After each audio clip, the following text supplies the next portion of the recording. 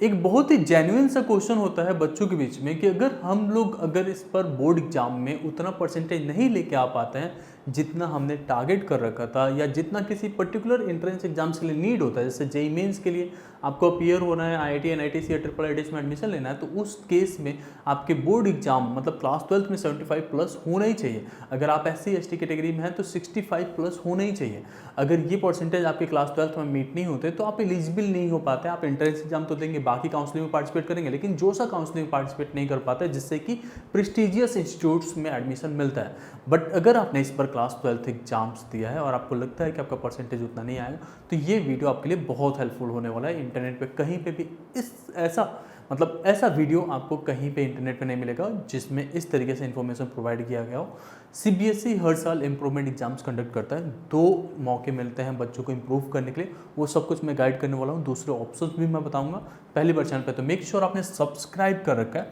CBSE में improvement exams step by step process में share करने वाला हूँ। कुछ मार्कशीट इस तरीके से होता है, पहले मैंने यहाँ पे अटैच कर रखा है जो बच्चों ने पहले इंप्रूवमेंट एग्जाम्स दिया था, तो यहाँ पे आपकी मार्कशीट पे लिख के आएगा अपीयर्ड फॉर इम्प्रूवमेंट, और जैसा आपका मार्कशीट ओरिजिनल वाला होता है ना वैसे ही मार्कशीट बनता है।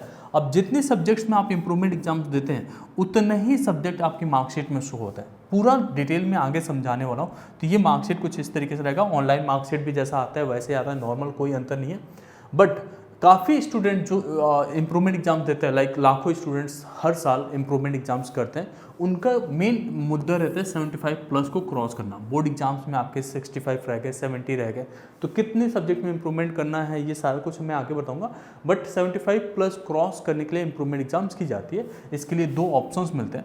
बट इंप्रूवमेंट एग्जाम्स करने के बाद आप एलिजिबल हो जाते हैं आईआईटीएस एनआईटीएस या जेईई में एडमिशन लेने के लिए, या बहुत सारे बच्चे नीट की जब फॉर्म फिल करते हैं तो उसमें भी एलिजिबिलिटी मीट नहीं कर पाते, तो वो भी इंप्रूवमेंट करके अपना एलिजिबिलिटी को कंप्लीट कर सकते हैं। आप पर्टिकुलरली आप जब ब्राउचर्स देखते हैं, जेईई मेंस वगैरह के ब्राउचर्स आते हैं, तो उसमें साफ साफ मेंशन रहता है कि जो बच्चे एसटी एससी या पीडब्ल्यूडी कैंडिडेट है उनको 65% लाना होता है, या जो बच्चे जो ईडब्ल्यूएस या जनरल कैटेगरी में उनको 75% तो लाना ही है। ओबीसी कैटेगरी वाले स्टूडेंट्स को भी 75 प्लस लाना ही पड़ेगा, तभी जाके वो एलिजिबल हो पाएंगे। तो ये जो है इंप्रूवमेंट, बहुत सारे बच्चे पूछते हैं क्या जेईई और नीट में हमारे वैलिड रहता है, तो ऑब्वियसली वैलिड रहेगा।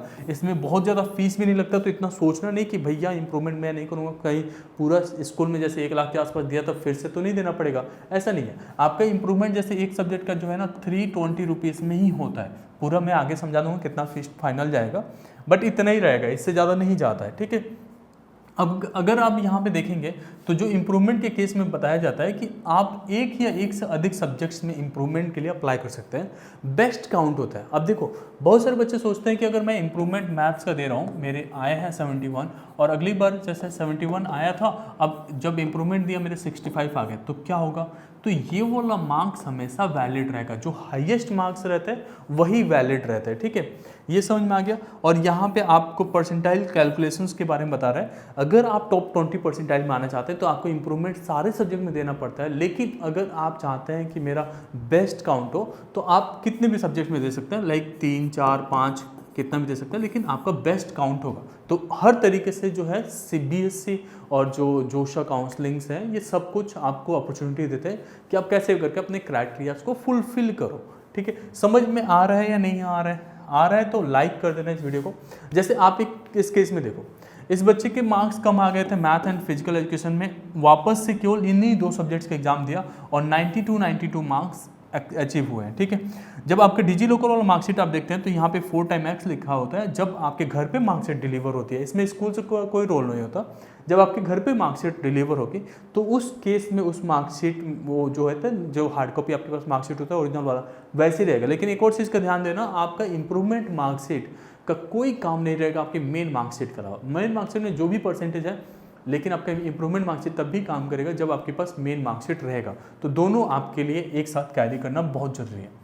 अब बहुत सारे बच्चे पूछते हैं क्या मेरा कंपार्टमेंट आ गया है, तो उस केस में जैसे किसी सब्जेक्ट में कंपार्टमेंट है, फेल ही हो रहे हो किसी सब्जेक्ट में, तो क्या उस सब केस में आप इंप्रूवमेंट के लिए अप्लाई कर सकते हो? हाँ, उसमें भी एक ऑप्शन रहता है इंप्रूवमेंट के लिए अप्लाई करने के लिए। सबसे पहले क्या करना पड़ेगा, आपको जो है अपना एक सब्जेक्ट का जो कंपार्टमेंट था उसको क्लियर करना पड़ेगा जुलाई में, ठीक है। जुलाई में क्लियर हो गया, एग्जाम्स दे के आपने अगस्त तक क्लियर कर लिया।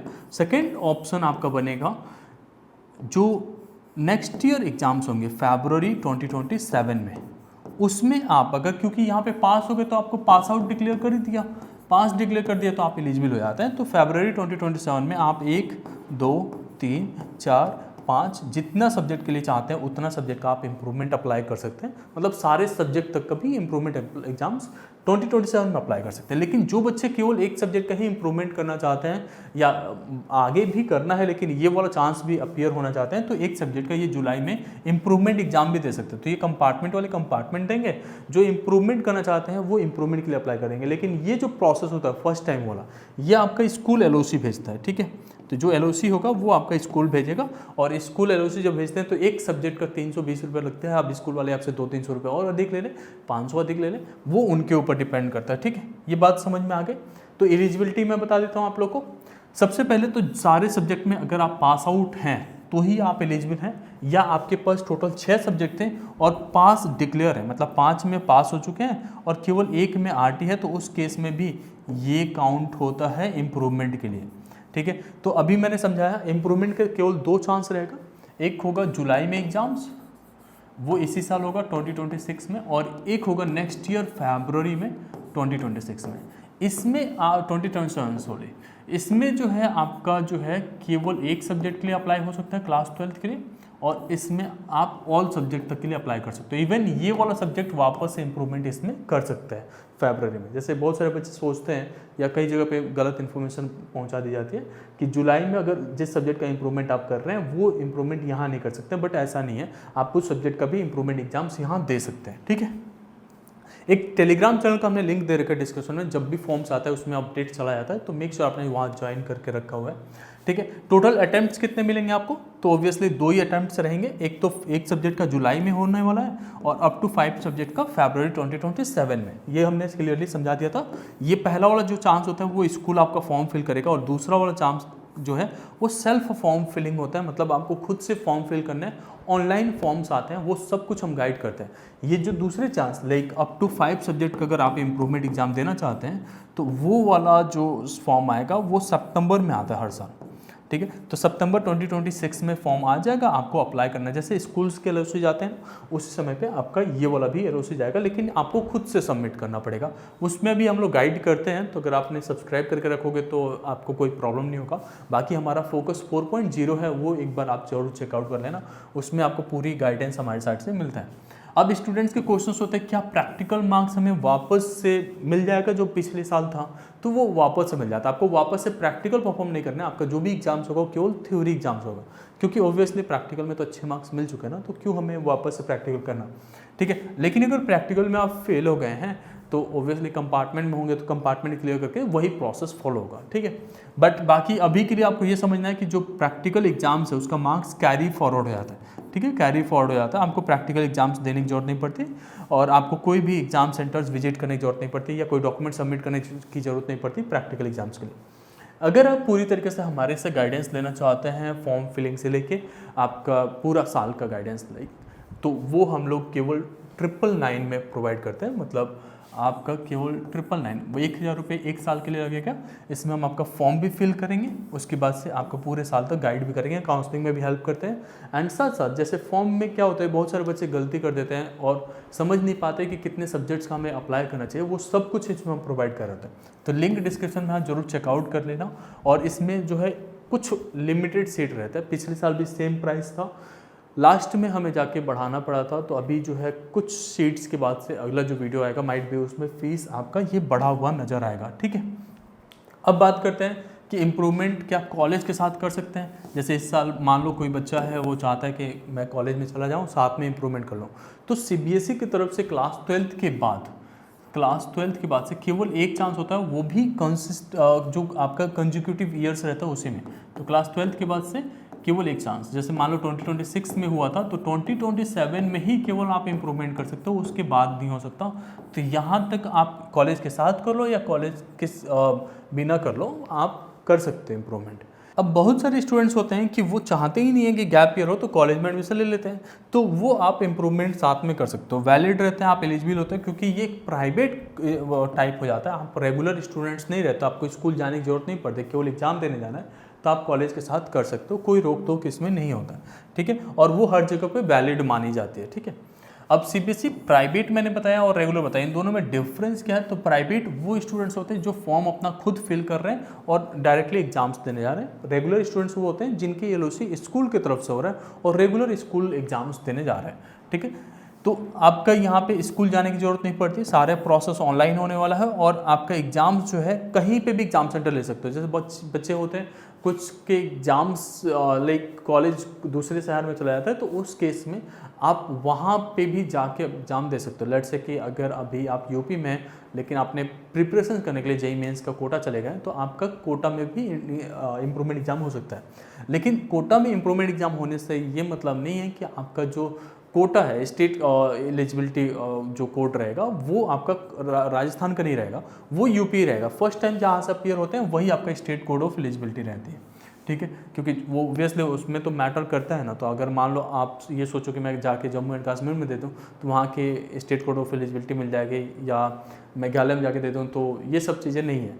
इम्प्रूवमेंट एग्जाम्स का स्टेट कोड ऑफ एलिजिबिलिटी से कोई लेना देना नहीं है, ठीक है। तो एनआईओएस से क्या इम्प्रूवमेंट एग्जाम दे सकते हैं, बहुत सारे बच्चे पूछते हैं और आप लोग न्यूज़ में भी सुन रहे होंगे कि बहुत सारे स्टूडेंट जो जेईई आईआईटी के लिए सिलेक्ट हो जाते हैं वो एनआईओएस से क्लास 12 किए होते हैं या इम्प्रूवमेंट के एग्जाम दे सकते हैं। तो आप दे सकते हो इम्प्रूवमेंट एग्जाम्स एनआईओएस से, बट एनआईओएस में इम्प्रूवमेंट नाम का कोई चेंज नहीं है और वो एक्सेप्ट नहीं होता जोशा में, ठीक है। जोशा ये कहता है कि आप कहीं से भी इम्प्रूवमेंट एग्जाम्स करो, लेकिन मेरे को जो मार्कशीट सबमिट करेंगे उसमें सारे सब्जेक्ट सिंगल बोर्ड से होना चाहिए, या जो आपका इम्प्रूवमेंट का मार्कशीट है वो उसी बोर्ड में होना चाहिए जहाँ पे आपने मेन एग्जाम्स दिया था, पहली बार जहाँ पे क्लास 12 एग्जाम दिया था।